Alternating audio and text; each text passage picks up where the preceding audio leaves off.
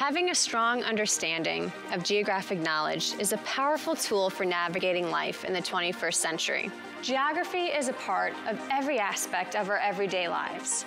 We use geography, such as cardinal directions, mental mapping, and spatial awareness to get from point A to point B, or when we logically decide which route to take home in order to avoid traffic. We use the geographical understanding of human and environmental interactions when we decide to recycle plastics and conserve water. This is geography. An examination of various jobs and careers exemplifies how geography is embedded within each. For example, the knowledge of the physical environment determines the hazard and mitigation plans considered by emergency management planners. That farmers can rely on geospatial technology to better plant, water, and harvest their crops to maximize their yield.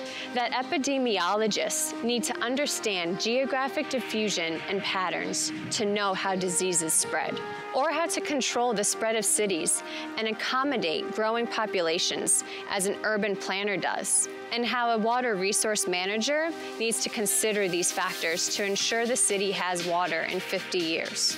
Or as simple as being spatially aware and knowing your city in order to respond as quick as possible if you are a first responder. Nevertheless, this is not the geography that is taught in the K-12 curriculum or is considered as geography by the general public. Geography has lost its significance within American classrooms to other disciplines such as civics, anthropology, science, technology, engineering, and history. The discipline has failed to break through the K-12 curriculum as more than just rote memorization of physical features or human and environmental modifications. Despite its in-depth ability to address cultural connections, solve world problems using GIS technology within a geographical mindset, and create an active citizen in one's community through geographic thinking.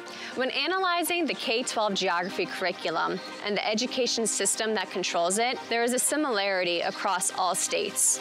The stakeholders.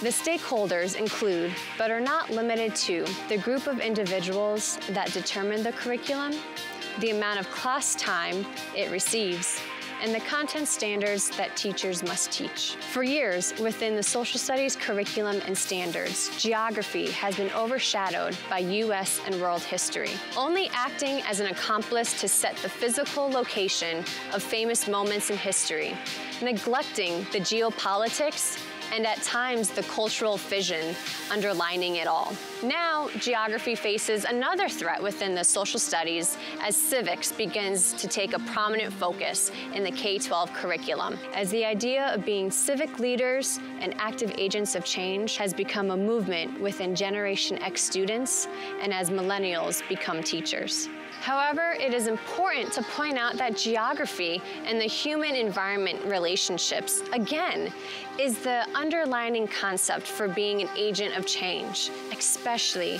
when it involves what and how humans can do and impact the health of planet Earth. We plead with these stakeholders, the curriculum writers, the social studies coordinators and consultants, and the social studies teachers, many of which have a background in history and education administration, to realign their views in the power of geography and reappropriate the social studies curriculum with a stronger position for geographic education.